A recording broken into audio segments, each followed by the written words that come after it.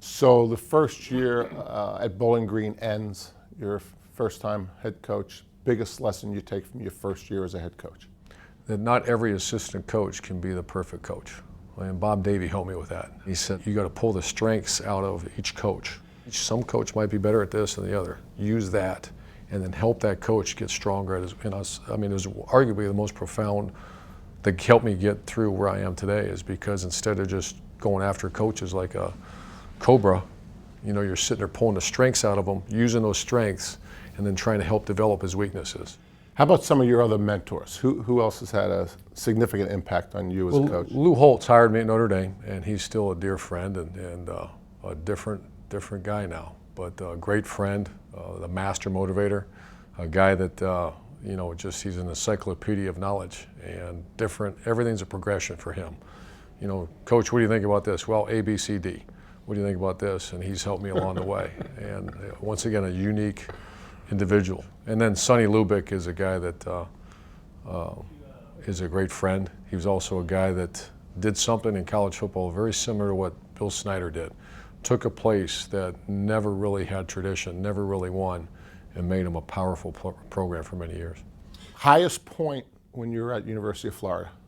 Oh boy, had to be 2006 when we're winning pretty good. I mean, Emmitt Smith, I had to pull Emmitt Smith off the field. We're winning good, and I'm a nervous guy anyways. And there's a minute 30 left in the game. We're up by a lot, and Percy Harvin catches a bubble screen. And the first down, I'll never forget this. I walk out to about the 15-yard line, and I'm standing right there, and it's about that close. They pull out the sticks to measure it, and the official goes like this, first down, and my legs started shaking. So we just won the championship, and that was the highest point. Wow. Tim Tebow has been in the news almost every week of the NFL season, and a lot of people are surprised about his success. I'm not sure you are, but your feelings about what he's done this year in the NFL?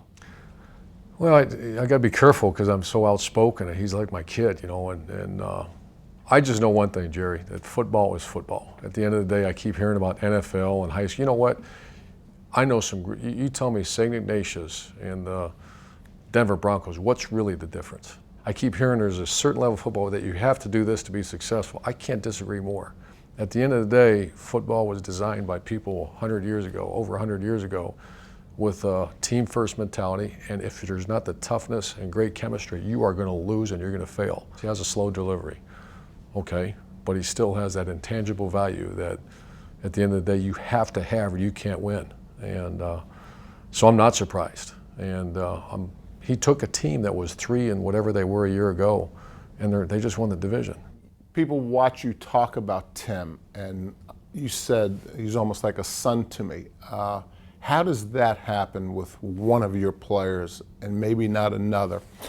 And is there a danger that you've set your relationship with him at such a high level that other players say, will I ever be able to get as close to coach as Tim? Does that worry you a little bit? I am concerned about that at times I think, why isn't this kid like Tim?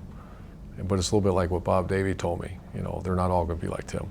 So pull the strengths out of the Braxton Miller. And I don't know Braxton well enough, but there's a lot of great qualities there. Pull those strengths out and get as close as you can with them. Let's jump to your time with ESPN a little bit. You were very good at it. You seemed like you really enjoyed it. But what was it like watching games instead of coaching them? Awful. It was hard. What I did find out, Dave Pash, they told me in the spring when they put me with a team, and I wanted to do the noon game because I wanted to go watch my girls play volleyball on Sundays.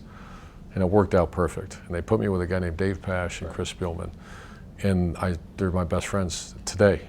Dave Pash is a guy that's one of my closest friends. They said it's going to be like your team. My skepticism said, come on, I'm going to go broadcast the damn game and I'm going to get out of here. It wasn't like that at all. I mean, I'm so close with those guys. Ireland, our director, and our producers and everybody were just real close. I was really impressed because as a head coach, you deal with beat writers and you deal with guys that are always trying to flip stories and kind of create issues. Not all of them, but I mean, you have to deal with that.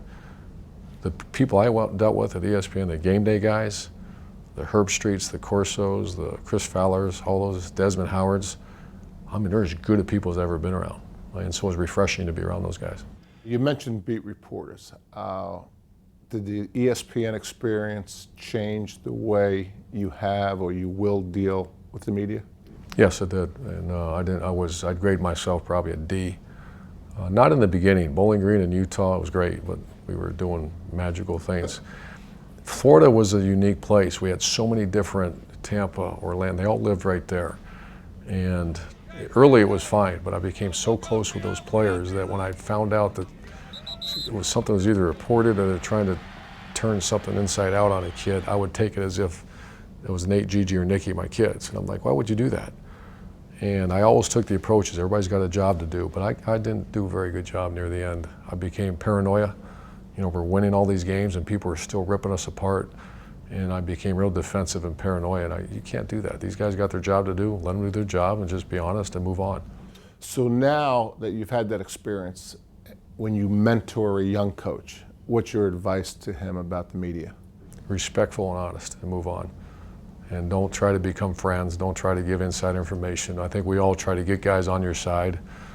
Don't do that. Just be honest. Come in here, be honest with them, and don't give them too much. Don't give them too little. But the biggest thing is respect. And that's the issue I had. I tried to do that, and then the minute I felt like I was disrespected, I'd have a hard time just forgetting about it and moving on. I'd always look at that guy and say, no, I know what you just did, and I'm not going to forget that. Move on. You can't let that control your program.